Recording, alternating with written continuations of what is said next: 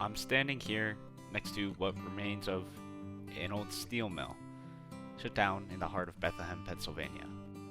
Now, that might sound unimportant, but this place has left a long-standing legacy, even many years after it's closed down.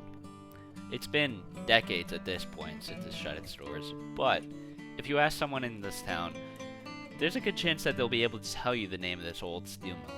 Ever since its founding in the 1850s, this mill has played a key part in every major war the US has fought in, including the Civil War, which started only a mere 3 years after this company opened its doors. This is the history of Bethlehem Steel. Although it would become known as Bethlehem Steel, the company initially started out under a different name in the 1850s, the Bethlehem Iron Company. It was easy to see why this would be considered a prime location for a business to open up. Coal mining operations in the neighboring town of Easton had led to the completion of the Lehigh Canal. This would open up not only that whole area, but the whole Lehigh Valley to be an attractive place for businesses and factories to open up, including Bethlehem.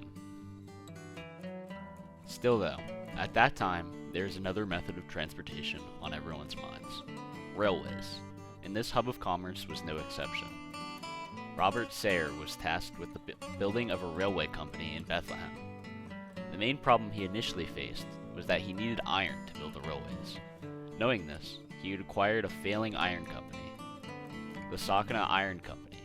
From there, he moved the company to the city of Bethlehem, and thus, Bethlehem Iron Company was born. From there, they wasted no time, leaving their mark and getting into the ever-expanding railroad industry.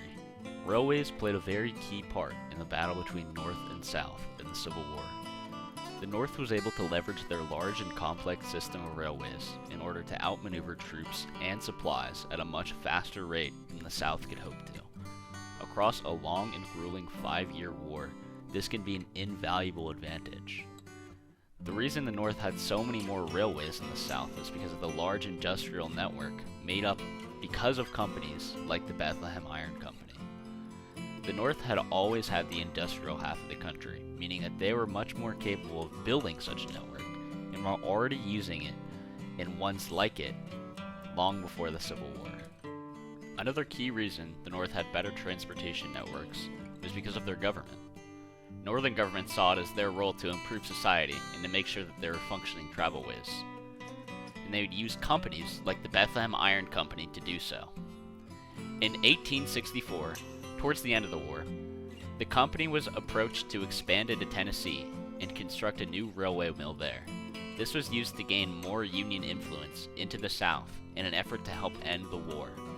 This would be the start of a long and fruitful relationship between Bethlehem Steel and the US government, in which Bethlehem Steel would go on to help provide resources for many wars, including the Spanish-American War and both World Wars. After the Civil War was over, the company looked to transition from iron to steel. While previously they were making iron rails instead of steel ones, steel rails were found to be much more durable than those made out of iron. The steel rails of the time were being imported from Britain, so there is a high incentive for American companies to hop onto this new wave of innovation. The problem with this, however, was that there is a high barrier to entry. It required a lot more resources to transition to a steel mill than what they are using.